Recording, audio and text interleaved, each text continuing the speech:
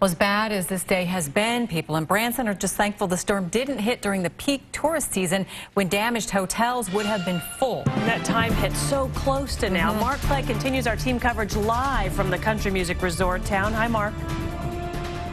Hello there, Elizabeth and Kristen. Now, you know, whether you live in Kansas City or whether you live anywhere in the United States, you know Branson is the country music capital. In fact, you can hardly go anywhere here in town, a gas station or a restaurant or a hotel, without seeing a big rack of pamphlets advertising their shows.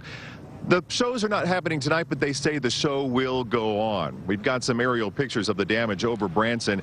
The storm cut a 22-mile path through the heart of the town and basically over a good bit of the entertainment district.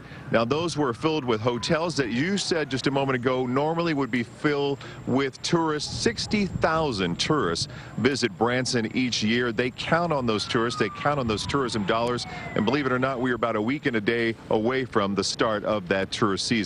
They say there's not a good time for a tornado. Well, you might say this one was a good time, the fact that it wasn't quite tourist season. Now, the mayor here, Ray Ann Presley, whose family herself owns a musical theater, addressed the situation in a news conference earlier today.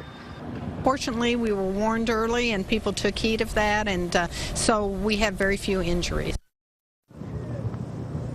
Now we're looking down over the Branson Landing area. This is the tourist area right along the river. One of the things right to the right of me that you see here is the Branson Star. This sits high above the hill here, lit up at the holiday time. We're told it's the star of the nativity scene. It's a crumpled star right now, but the star and the city, they say, will rebuild. Now, the good thing here, there was no loss of life. There were some minor injuries, but again, no loss of life. That wasn't the case in Buffalo, Missouri. Zach Tecklenburg spent the day there, and he joins me now to talk a little bit about what he saw. Zach? Yeah, Mark, I was in Buffalo for much of the day, and that's a town about 3 hours southeast of Kansas City, and they have a big mess on their hands today for some of those residents. Let's take a look at some sky tracker video that we shot earlier this morning, and you can see from the air among the area worst hit is a small mobile home park about a mile or two south of town. That's where one woman died and 13 other people were injured. There was even more damage outside the immediate area from that mobile home park. We spoke with today one man who was asleep when it all happened last night. He says he was woke up by rain and hail, and the next thing he knows, he was tossed outside. He survived with just an injury to his leg. His son was home at the time too, and he says he made it out okay as well. Today, he's just thrilled to be alive and shocked at how fast he lost everything.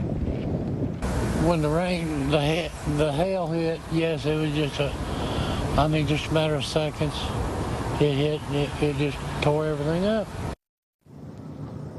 Now, his house is a total loss. He has no insurance, and we will hear much more from him tonight at 6. Reporting live in Branson, Zach Tecklenburg, 41 Action News. All right, to Zach and Mark.